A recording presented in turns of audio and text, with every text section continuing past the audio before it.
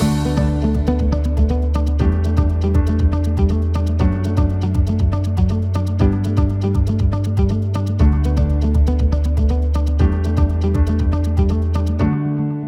to our MyIBD Learning virtual program, Your Gut-Friendly Fit, Diet and IBD. My name is David Gardner, and I'm a registered dietitian at the Cleveland Clinic specializing in inflammatory bowel disease.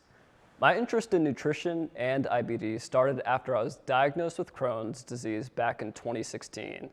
Since then, I've prioritized educating others on the importance of nutrition in IBD, and now serve on the Crohn's and Colitis Foundation National Scientific Advisory Committee, helping with patient education.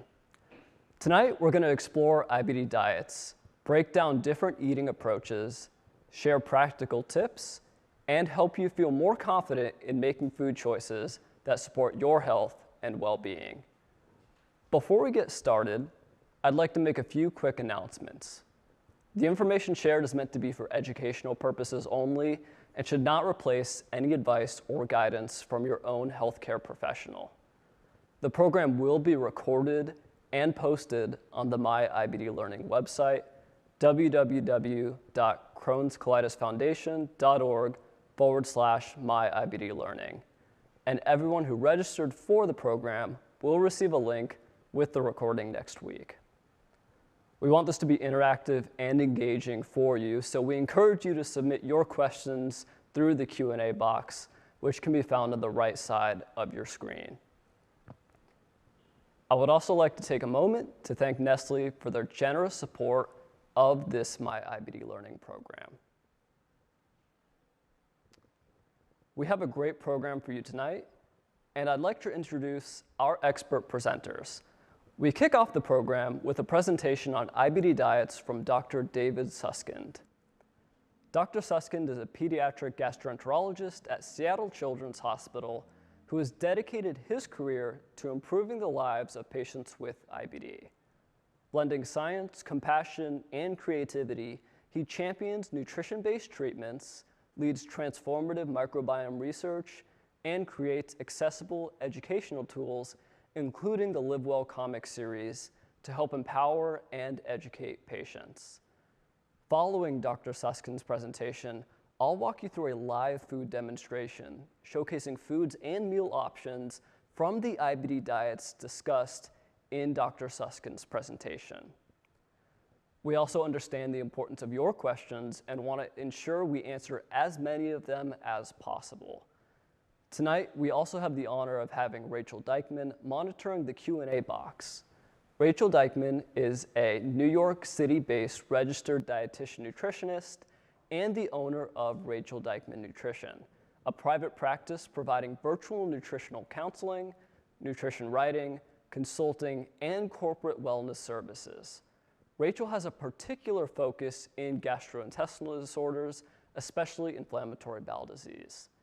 In addition to her work with clients, she serves on the Crohn's and Colitis Foundation's National Scientific Advisory Committee, is a medical reviewer for Health Central, and her writing has been featured in publications including Everyday Health and Well Plus Good. If you have a question for Rachel, please type it into the Q&A box found to the right of your screen. She will do her very best to answer as many questions as she can, keeping in mind that she may not be able to address every single question. And following the demonstration, Rachel will join me for a live Q&A discussion to address our viewers' questions. Listed here are our speakers' financial disclosures. Now, let's go ahead and get started with tonight's presentation. At this time, I'd like to warmly welcome Dr. David Suskind.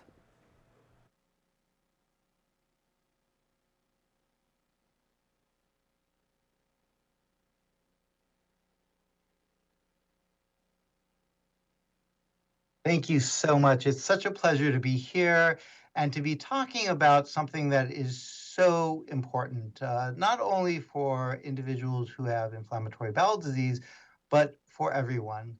But tonight, we're going to be talking about the transformative nutritional strategies for managing inflammatory bowel disease and how diet impacts IBD.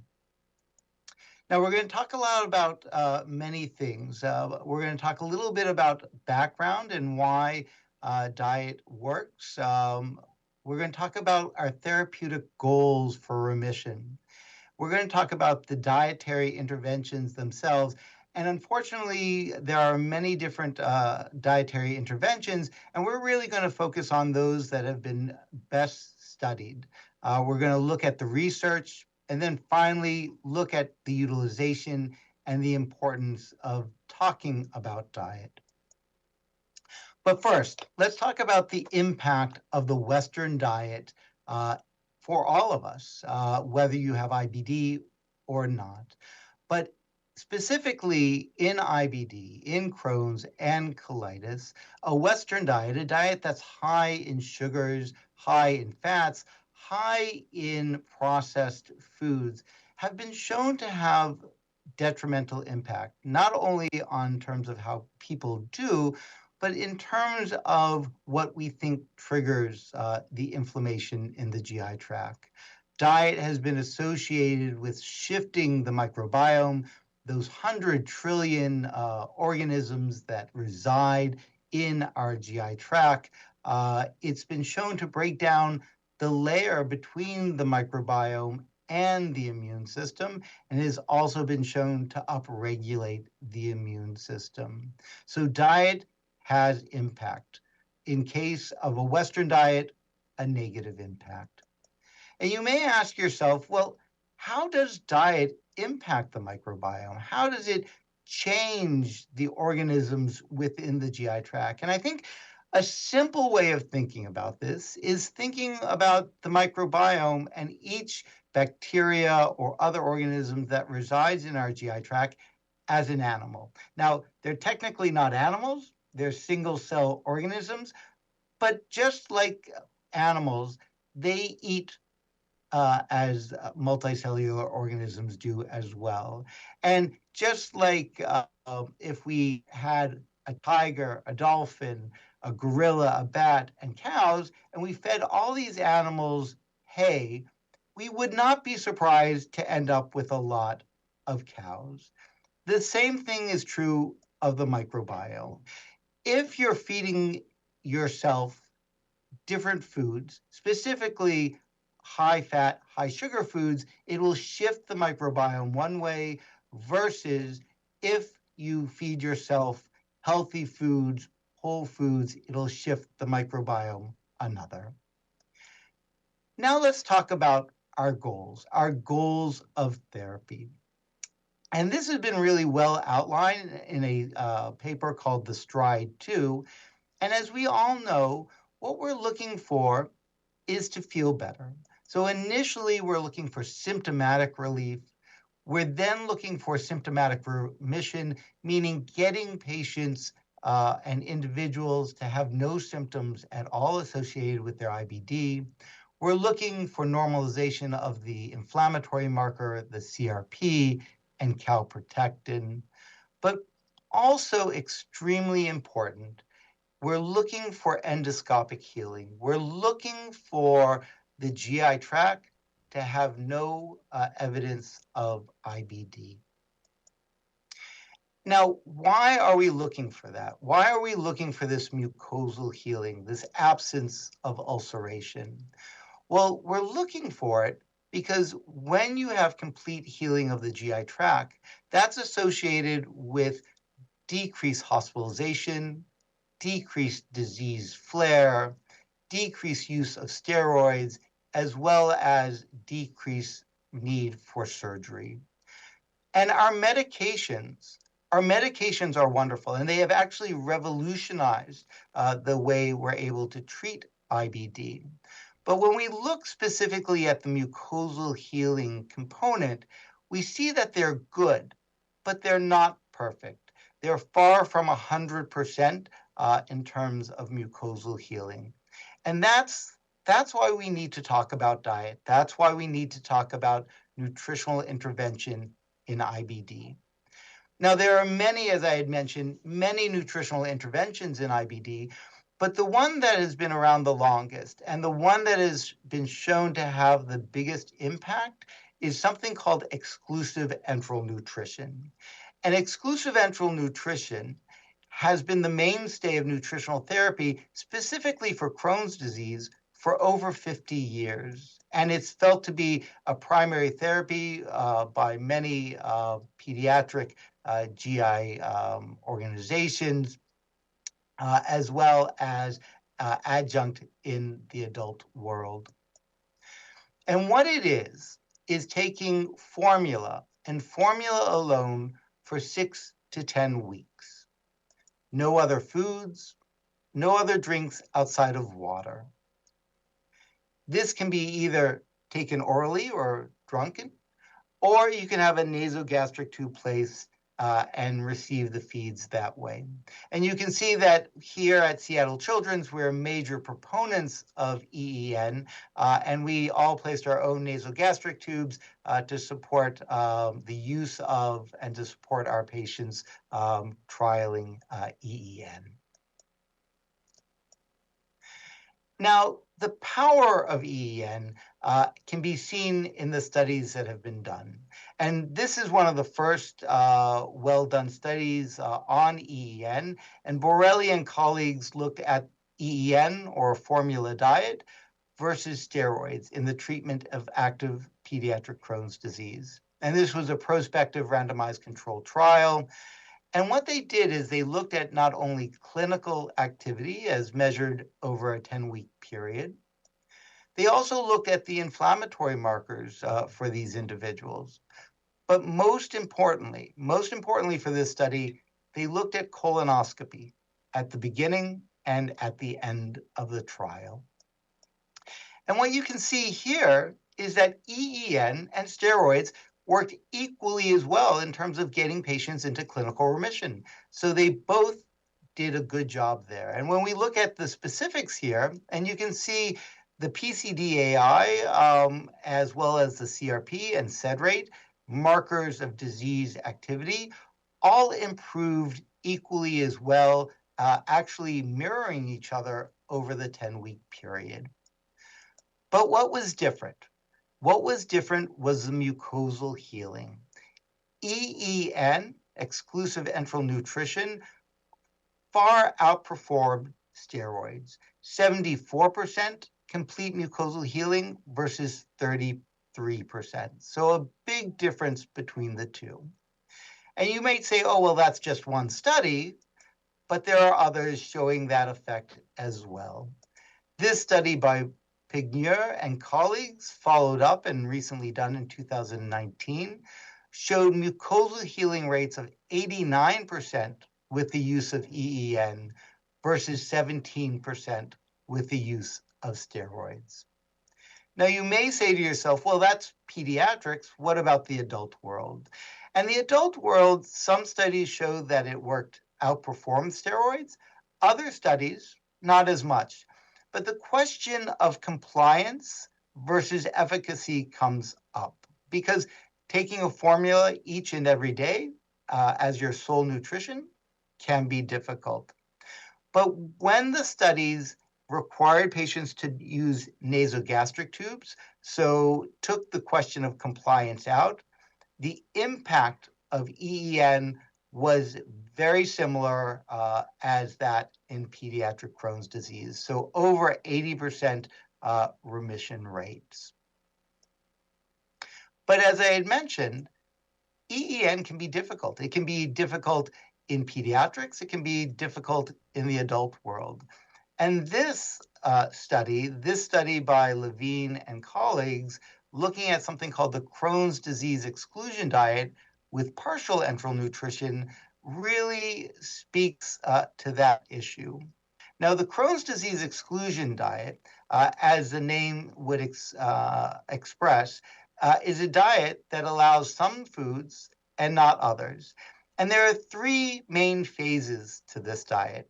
The first phase is for the first 6 weeks. And in that first 6 weeks, individuals would get 50% of their calories from a diet and 50 from the formula. For the second phase, 75% of total calories came from foods that you ate, 25% formula. And then with phase 3, the diet was further expanded. And we can see what is required and what is allowed in this diet. The CDED requires individuals to eat chicken, eggs, potatoes, bananas, and apples. Now, there are caveats to this, and there are ways of adjusting the mandatory foods if somebody doesn't like a specific food or if they happen to be vegetarian. And there are other foods that are allowed, including lean fish, white rice, fruits and vegetables that are also part of this dietary intervention. What is also important, and maybe even more important, are the foods that are disallowed. And these are, as you would imagine, highly processed foods, wheat products, high sugar beverages, and sugar foods. And what really opened the world's eyes to the Crohn's disease exclusion diet is this study by Levine and colleagues, where they actually compared the CDED with partial enteral nutrition to EEN. And there were two phases to this study. The first phase, where they compared the CDED with 50% formula versus total formula, or EEN. And then the second phase, again, they allowed individuals on the CDED to eat more food and less formula. For the EEN group, the group that just took formula, they allowed them to have now a free diet, so a regular Western diet. And I want everybody to pay attention to what happens for this second part of the study, or the second 6 weeks, because it really is telling in terms of the foods that we have in the world today. So for the first 6 weeks, what you can see is the remission rate was comparable between the two groups. The CDED versus the EEN group both went into clinical remission approximately the same amount. Now, as you would also imagine, the tolerance, how individuals liked the intervention, was quite different. So the CDED, where you could eat regular foods, was much more preferred than that of the EEN. Now, what happened over the next 6 weeks? You can see here that the remission rate, once individuals started eating a regular diet, went down in the EEN group. It still stayed high in the CDED group, but went down when individuals started eating regular foods. What happened to the inflammatory markers? A very similar thing. So if you look on the left-hand side of the screen, what you see is that the calprotectin, the stool inflammatory marker for the CDED group, kept on going down over the full 12 weeks.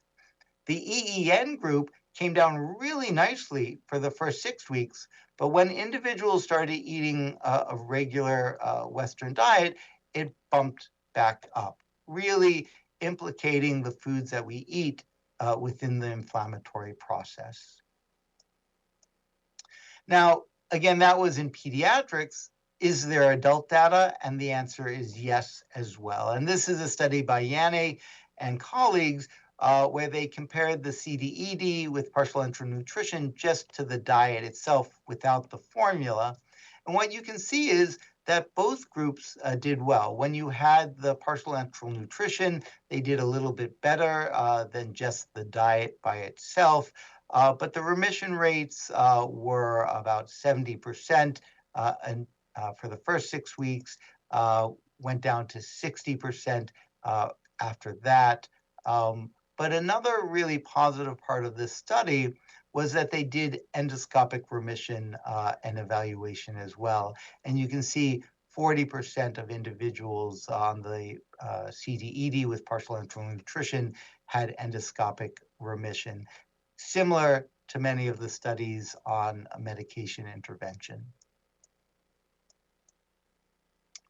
Now I want to change the diet in terms of what we have looked at thus far. And this is a diet that's been around for now almost 100 years called the specific carbohydrate diet. And this diet was started in the 1930s really to treat celiac disease, but then was adapted for inflammatory bowel disease. And as opposed to the other diets, this diet has been utilized in both ulcerative colitis as well as Crohn's. And this diet restricts grains, sweeteners outside of honey, milk products outside of hard cheeses and yogurts, and food additives. And what it really focuses on is whole foods, fruits and vegetables and meats, as well as a yogurt fermented 24 hours. And we did a fairly large multi-center study, and this is a study called N of 1 study where each patient is their own study, and then you bring all of the subjects together. And this study showed that for many, that the diet did have a positive impact in terms of not only symptoms, but also in terms of fecal calprotectin over time. This diet has also been studied in adults in Crohn's disease. Dr. Jim Lewis from CHOP looked at the SCD versus the Mediterranean diet and looked at individuals who had significant symptoms and looked at remission as well as improvements in biomarkers of inflammation. And there were two sides of this study. The first 6 weeks, individuals were provided food and then evaluated. The second 6 weeks, individuals had to obtain their own food and then were evaluated. And what was found? That both the SCD and the Mediterranean diet seemed to work equally as well in terms of symptomatic remission as well as clinical remission, meaning patients felt better on these diets. There was about a third of patients that had a fecal calprotectin response and significantly less in terms of CRP response.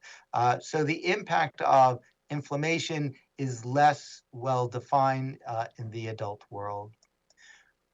But those findings were also found at 12 weeks. So the symptoms relief and clinical remission were seen at 12 weeks, about 40 and 45%, as well as improvement in fecal calprotectin, more so for the SCD group, as well as a modest improvement in CRP. Now, dietary intervention is not necessarily something that each and every individual wants to do, but eating a healthy diet is important for all of us, even for individuals who are on medication therapy. And this study, as well as others, really highlights that. This is a study that looked at individuals who are on biologics in clinical remission and then looked at their calprotectin. And those individuals who are following closer to a Mediterranean diet actually had significantly lower calprotectins than those who are not. So again, medication is effective and works, but even for those individuals who are in remission, eating a healthy diet has a positive impact.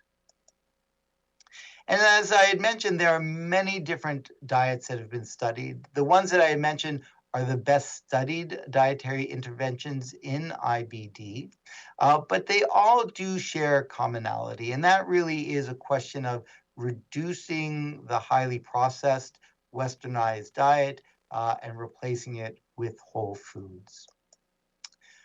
So the question is, when can we use dietary therapy? Well, we can use it for induction. If you have active disease, you can use EEN, you can use CDED with partial enteral nutrition to get you into remission.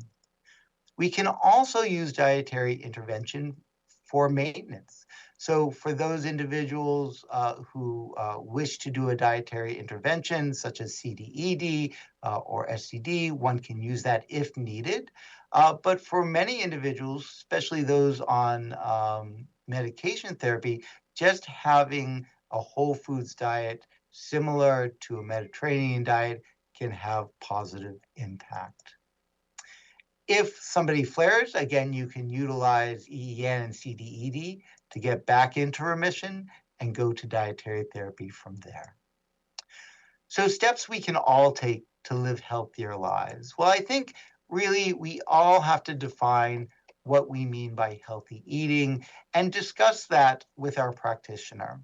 Now, if our practitioner doesn't have enough information or hasn't read the literature in this area, that's okay. There are great resources out there. And I list two of them down there. One is Nutritional Therapy for IBD.org. The other is Crohn's Colitis Foundation.org. And both of these websites have great information and can give you good, objective information so you can make your own decisions. We also want to focus on the positive of the foods that we eat, how they improve our symptoms, how they improve our nutritional status. And finally, we want to address any concerns and discuss practical aspects of healthy eating, making sure that it lives and works for our lifestyle. So dietary advice for the individual is actually very individual. It depends on what you want and what you need. And talking with your doctor, talking with your dietitian, or looking at those websites can help you make those decisions. But what's really important to realize is that no matter what, diet matters. Thank you very much. Thank you, Dr. Susskind, for that informative presentation. We learned a lot about IBD diets, and now I'm excited to share with you some meal options and critical foods from these diets live from our studio kitchen in New York here. Before I get into some of these meals, I do want to give a little bit of background on another diet that I'll be talking about in this portion of the program. The low FODMAP diet is another diet option for people with inflammatory bowel disease, especially those who are in remission but who still might be experiencing some GI symptoms. A low FODMAP diet is typically done in a 4-week or so elimination phase, followed by a reintroduction phase, and then a long-term maintenance. On a low FODMAP diet, somebody who is having GI symptoms, who might be in remission or not have any inflammation, could feel better. So if you hear me mention a low FODMAP diet, I'm referring to that. The first meal that we're going to talk about today is a spiced rub salmon, and this is a great option for somebody who is on a Mediterranean diet.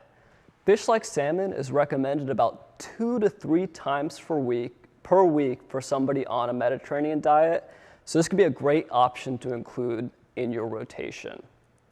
Now, fish is also a good choice because it contains protein, which is helpful for repairing the gut lining for somebody who is in a flare-up.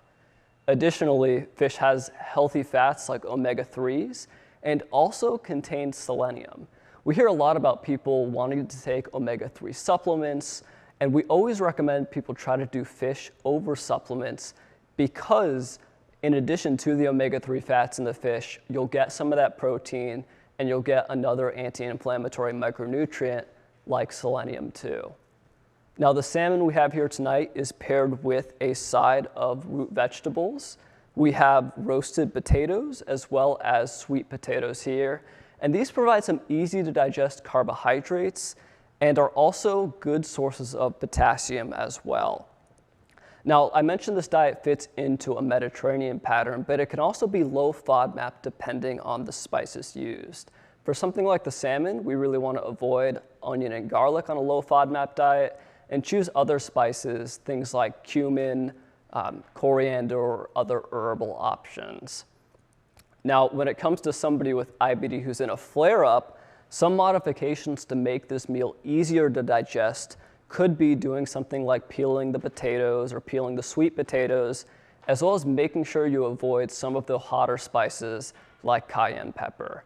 I believe on the Gut Friendly Recipes page, cayenne pepper is used in this recipe, so if you wanted to replace it, something like smoked paprika could be a good option there.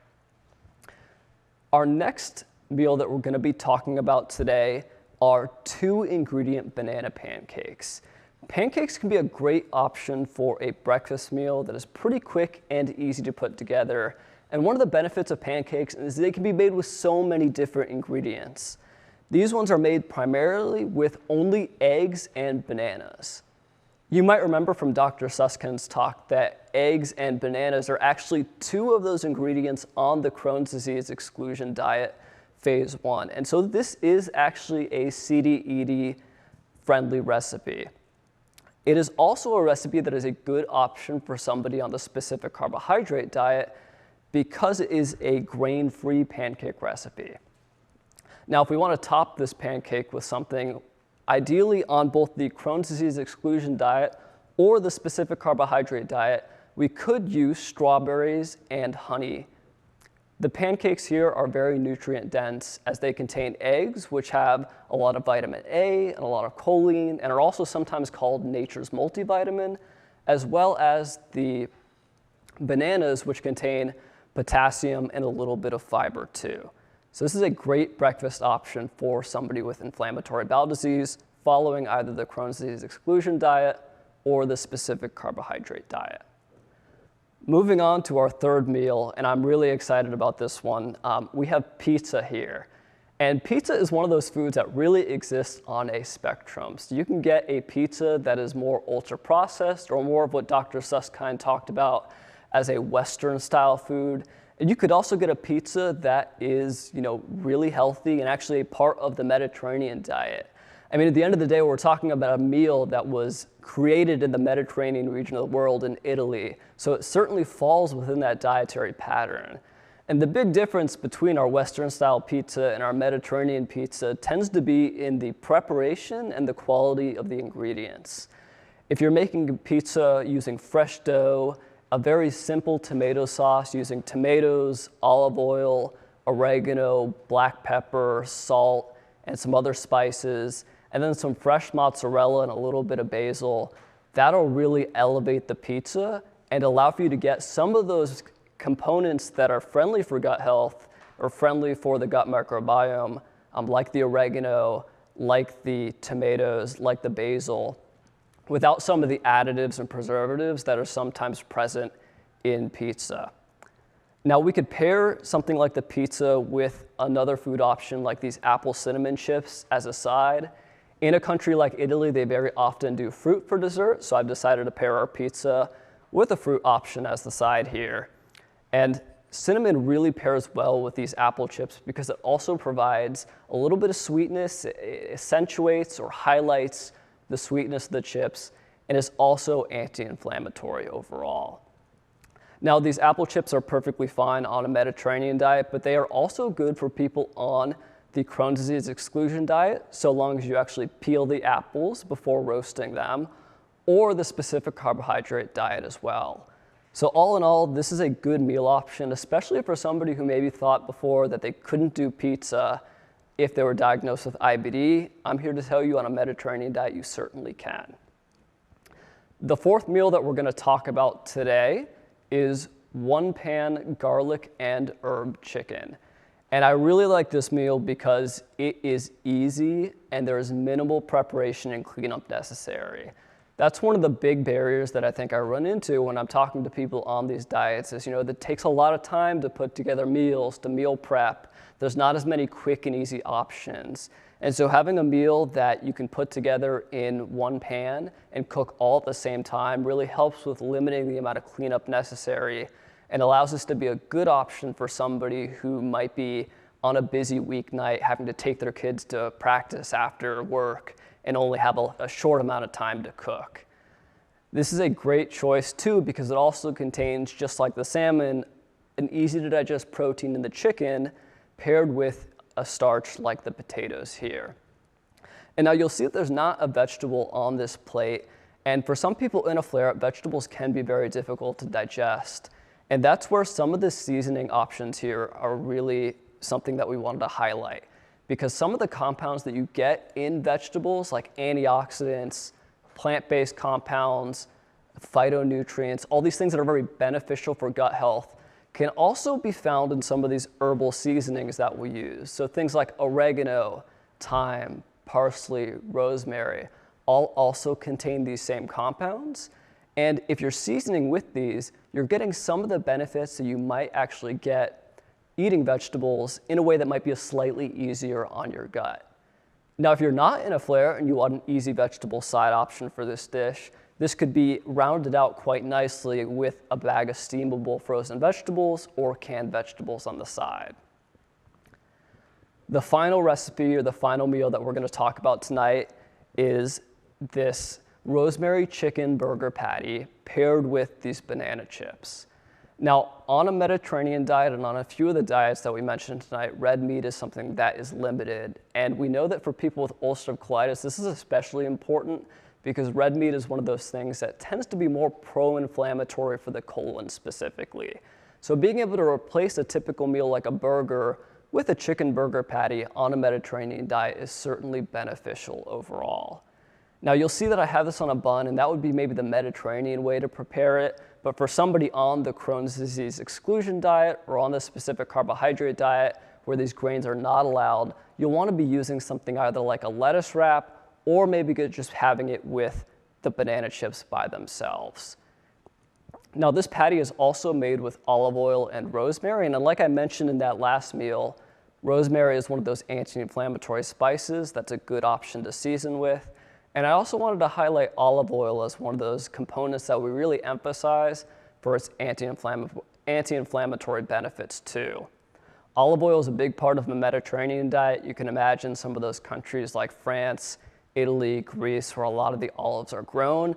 They use this stuff pretty much daily, either as a part of cooking or sprinkled on top of certain meals like salads, roasted vegetables, side dishes. Olive oil is a big part of their diet, and so using it as a part of this chicken patty can be a great way to include it in yours. Additionally, with these banana chips, this is actually a meal that fits into all the diets we discussed tonight: the specific carbohydrate diet, the Crohn's disease exclusion diet, the Mediterranean diet, and the low FODMAP diet. And the interesting thing about this meal is there's a few changes we have to make it compliant for some of them. For example, for somebody on a low FODMAP diet, we know that bananas, as they ripen, they gain more FODMAPs or fermentable carbohydrates, and those could be slightly more likely to upset someone's gut. So for somebody on a low FODMAP diet, they're going to be wanting to use greener, starchier bananas when preparing this dish. Now, on the other hand, for somebody on the specific carbohydrate diet, where they recommend less starches and grains, we actually want to be using a riper banana, one with more of the brown or black spots, because there'll be more sugars, and that is actually something that is encouraged on the specific carbohydrate diet. So even though the meal has the same ingredients, depending on which diet you're on, you might want to prepare it differently. I also wanted to highlight that we're using bananas for this side dish, but you can very easily substitute these out for plantains, which also contain a lot of the same anti-inflammatory compounds, a lot of the same fiber, potassium, but are more traditionally used as a side dish in most cuisines or most recipes. And so all in all, we have our 5 meals here. These are great options for people with inflammatory bowel disease, and I really hope that you enjoyed this portion of our program. Now we're also going to welcome up our Q&A expert, Rachel Dykman, and she'll join me to answer some of the audience's questions live about the presentation. Come on and join me. Hi everyone, great to meet everyone. So if you have a question for myself or Rachel, please type it into the Q&A box, which can be found on the right side of your screen, and we'll do our best to answer as many questions as we can. Great, so it looks like our first question is, how can I introduce more fiber into my diet since it sometimes triggers my symptoms? Excuse me. So smoothies and pureed soups are a really great way to incorporate more fruits and vegetables and just fiber-containing foods into your diet in general, in a really easy to digest way. You can kind of think about blending as almost like pre-digesting some of these harder to break down fibers. And so I find that a lot of my patients have a lot of success with blending or just, pureeing into soups or even mashing certain vegetables. I'm not sure if David has anything to add there. Yeah, and I think that applies with all plant-based foods. You can think about the fruits and the vegetables, and you can also think about something like hummus versus chickpeas, or something like nut butters versus whole peanuts. Any plant-based food is going to contain fiber, and any of those ways we're modifying the texture, either by pureeing or blending, or for even vegetables, cooking to make them softer. Those are all great ways to include more fiber. Great. And then the next question is, I have Crohn's disease and a J pouch, constantly diagnosed with anemia. Any special recommendations? So one thing that I often recommend if someone is diagnosed with anemia, first off, obviously, discussing with your doctor or registered dietitian, it may be beneficial to potentially try a supplement, or maybe iron infusions are sometimes required, just depending on the patient. However, in terms of from a dietary perspective, actually incorporating vitamin C rich foods into your diet can boost the absorption of iron from different plant foods that you're eating. So for example, spinach is pretty high in iron, but we don't always absorb all of that iron unless we're pairing it with something like lemon juice or tomatoes or tomato products like a tomato sauce or something like that. Many fruits have vitamin C, so just depending on your specific dietary needs and any restrictions you may have, that can be a really helpful way to boost iron absorption. Yeah, absolutely. And keep in mind too that if you have ongoing active inflammation, again, we don't know if you're in remission or if you have active disease, but active inflammation typically inhibits your body's absorption of iron.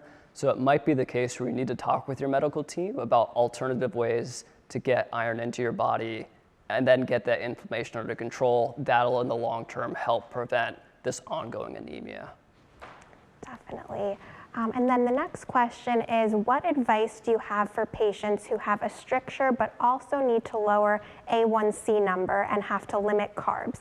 So for those who aren't aware, A1C is basically a long-term marker of our blood sugar level. So it sounds like this person may have elevated blood sugar, potentially in the pre-diabetic range or maybe diabetic range.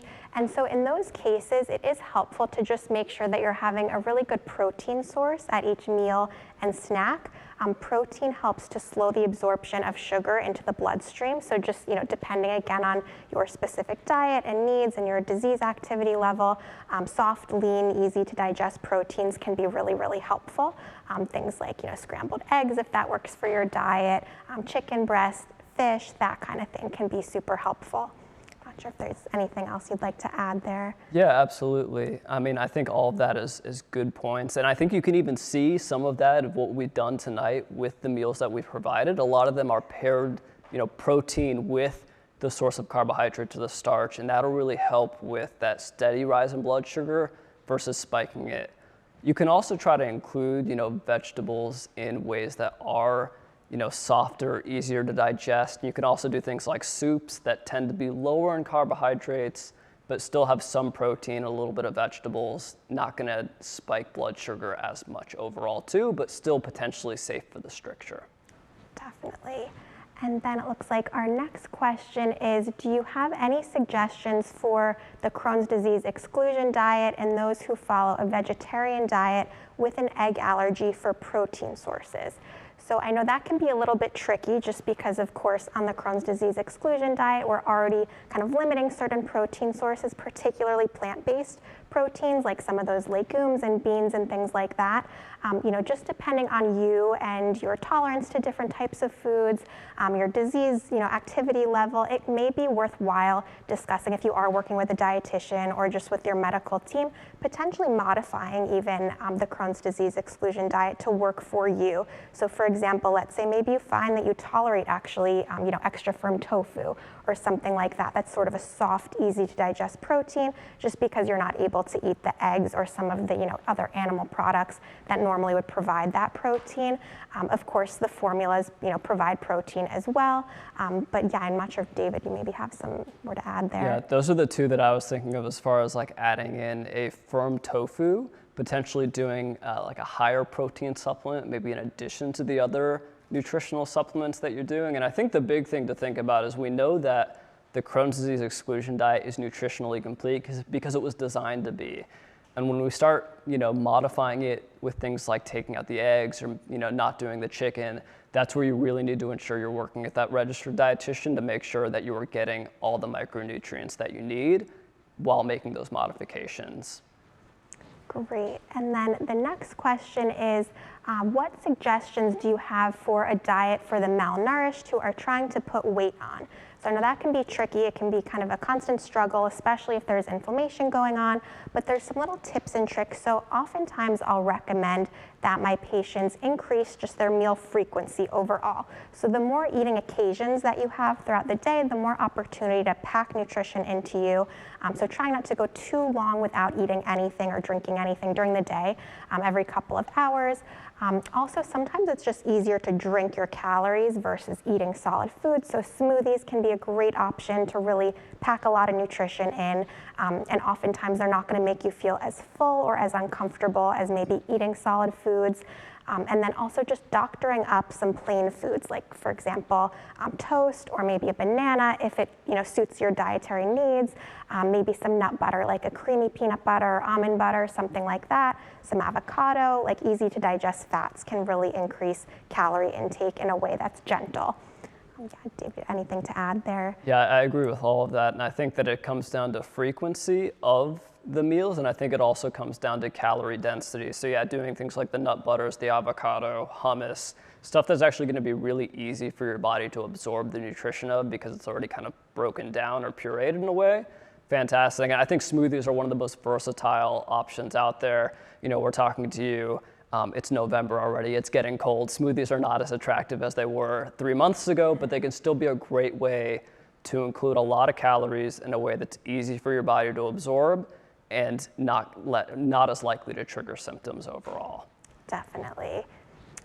So our next question is, my daughter is heading off to college next school year, hoping to live on campus. What are some tips or ideas I can give her to make sure she's eating as healthy as possible? She has UC and is not in remission yet. So in this case, it can be really helpful to speak with the college, beforehand, try to get on campus, maybe speak with the dining hall even, or kind of walk through the dining hall with her potentially to kind of help her identify maybe some of those sort of easy to digest options, like safe foods for her that may be readily available. Also, packing or bringing with her certain snacks or safe foods, things like, maybe nut butters or rice cakes or, just depending on her needs and the types of food she's able to tolerate. But then also, definitely speaking with sometimes health services can be helpful, or just the dining hall can be helpful to ensure that she does have options there that she's going to be able to tolerate and that will be, healthy for her. Yeah, absolutely. And specifically, I know you mentioned health services. I really want to highlight having your daughter connect with the Disability Resource Center on campus, especially because they can be such a great tool and such a great help for providing accommodations, not just with things like testing, but also sometimes college students are required to get a mandatory dining plan, and you might actually be able to find that they don't have your daughter get the dining plan and she can actually cook more meals at home and do more things that she knows she'll tolerate well on a college campus because she was able to reach out to the DRC or Disability Resource Center. So I always want to highlight that for college students, take advantage of that as a resource too. And then packing gut-friendly snacks, to bring with you to class. A lot of dorm rooms at least have a microwave in them. So being able to do things that are something like microwavable minute rice as like a safe option, just having easy, quick, safe foods available, always going to be helpful. Yeah, that's a great point. Definitely just taking advantage of your resources that you have available. Super important. Yeah, so our next question is, what do you recommend for someone who has a narrowed section in the colon? Should high fiber fruits and vegetables be avoided? Can this cause a blockage? Is there anything that could replace that in my diet? So of course, it goes without saying that, of course, speak with your dietitian, with your GI doctor to make sure, that everything you're consuming is safe for you to do so. However, generally speaking, fiber in general does not have to necessarily be just totally avoided. If you do have a stricture, you can just modify the textures of foods. So sort of like we were saying with the smoothies or the soups, if you think about, for example, I always use this example of like a big kale salad, probably the last thing you want to eat, right? But if you blend the kale into a smoothie, it's going to have a really small particle size. If you can kind of think about foods like fitting through a strainer, if you pour, that smoothie through the strainer, it'll probably come through. Whereas if you throw the kale in there, it's not going to come through. So it'll be much easier to digest when things are all blended, and that way you're still actually getting the fiber, but it's just packaged in a way that's a lot easier to digest and unlikely to get stuck in that stricture. Yeah, and I was going to highlight too that we get a lot of recommendations of like going on a low fiber diet. And I think really the term should be low roughage, because when you actually look at the fiber content of something like kale or lettuce, it's not too high. It's not crazy high numbers, but it's just the texture of that fiber that is just so tough for the gut to break down. And that makes it more difficult for it to pass through a narrowed area, whether that is at the end of the small bowel or in the colon. And so not always looking at the number, but focusing on the texture of the fiber is probably going to make the biggest difference for you. And not a low fiber diet, but maybe a low roughage diet or a soft textured diet. Definitely, yeah, no, that's a great point about, the kale, a lot of people think it's really crazy. Yeah, like for example, avocado has actually a lot of fiber, and most people think, oh, that's, healthy fat, which it also is a healthy fat, but it does have a lot of fiber, just very soft, gentle fiber versus that stringy kind of roughage. So I totally agree. I think it should be a low roughage diet, not low fiber. The next question is, what motivates patients to follow specific diets, such as the CDED or Crohn's disease exclusion diet? How do doctors and dietitians determine which diet is the best? So this is going to be really hyper individualized to you, also your lifestyle. And so, not everyone is a great candidate necessarily for some of these strict medical diets. For a lot of people I work with, I'll sometimes modify or take aspects of different diets and kind of combine them to make them work for the person. Some people are, really want to follow and are very motivated. They want to follow a specific diet and it works for them. It works for their lifestyle. If that's you, amazing. But if not, don't, feel like, you have to follow every little, guideline for some specific diet if it's just not working for you. Of course, it's super helpful if you're able to work with a dietitian who can really personalize things and also potentially make modifications for you that will be appropriate for you, given your lifestyle, your disease, any other restrictions you may have. So that can, be a super helpful resource to have. Anything else to add there? Yeah. Yeah, I think a lot of the times when I'm working with patients, some of the reasons that they tell me for wanting to go on these diets is that they just want to feel better and they want to do that in any way possible. Diet is one of the unique things that you have a lot of control over versus, medications, which are very often prescribed. And so some people, they want to feel as good as they can as quickly as possible. So they'll get on a medication and they'll do a diet at the same time. And we do see that does seem to make a difference. So yeah, motivation of just wanting to feel better, wanting to get back to doing the things that maybe IBD has, taken away from them or limited their ability to do, all things that motivate patients. And I think when it comes to, how do we determine which diet is best, that is so, personalized, absolutely. We're looking at a lot of different factors, like, for the Crohn's disease exclusion diet, for example, it really has primarily been studied in people with mild to moderate Crohn's disease. And so we're not going to recommend it as an option for somebody with ulcerative colitis. And it also depends on factors like what does somebody's lifestyle look like, how easy will it be for them to follow the diet? And then, of course, is the diet effective at all? Definitely, yeah, and some of the diets too, like for example, the specific carbohydrate diet, it's more heavy on like the protein and the healthy fats. So for example, if someone is, very strictly plant-based or something like that, it could be trickier to follow. So just making sure, you have the right kind of match for you, the right fit. as our webinar title says. What motivates patients to, oh sorry, that was the last question. What is your recommendation for the current daily protein needs for people with Crohn's or UC? So this is going to be, very, of course, individualized, as we've said, depending on also the state of your disease, if you're in a flare, if you're in remission, the extent of your disease. So I would say it's hard to really give a general estimate. It kind of depends on you and your specific needs, your body weight, many different factors. But definitely protein is very important. I think there's a lot of noise about it in the media these days where protein seems to be popping up in every food. But focusing more on those whole minimally processed protein sources, I think, and trying to not necessarily get, pulled into a lot of these hyper processed packaged foods that maybe have some extra protein added, but they're not really as nutritious as something like, a whole food like, chicken breast or salmon or something like that.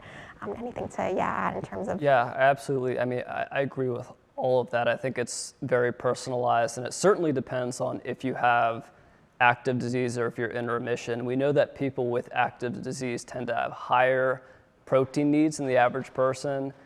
The only guideline out there at this time that I'm aware of that makes protein recommendations for people with IBD specifies 1 gram of protein per kilogram of body weight for somebody who's in remission and 1.2 to 1.5 grams of protein per kilogram of body weight for somebody who is in a flare-up. It's in kilograms because it is a European guideline. Definitely. So it looks like that wraps up our Q&A. Thank you everyone for your great questions. Those were some really, really great questions. And now I think you'll review some resource slides. Yeah, absolutely. Great. So thank you all. This was a really great discussion, and we learned a lot of helpful information today, and I hope you took something with you. As our program comes to an end, on behalf of the Crohn's and Colitis Foundation, we encourage you to keep learning about IBD and to visit our helpful educational resources. Here is the link to our gut-friendly recipes website. Like I mentioned, every single recipe or meal that was shown to you tonight is actually from the gut-friendly database. And so you can search for dietitian-approved recipes based on diet, type of meal, or a specific request like vegetarian or gluten-free. And the recipe website will have those available for you. Also, when you have an unexpected or urgent need to find a restroom, the Crohn's and Colitis Foundation can help. We have developed a campaign and an app to raise awareness and help patients have access to restrooms when they need it the most. Search for the We Can't Wait app on your Apple App Store or Google Play to download that app today. Finally, to watch previous webinars and expert conversations, please visit crohnscolitisfoundation.org/MyIBD Learning. I want to remind everyone to please fill out the evaluation survey that will be sent to you after tonight's program. We really appreciate the feedback, and it will help us plan future programming. Thank you to our expert presenters and to our IBD community for joining us tonight. Have a wonderful rest of your evening.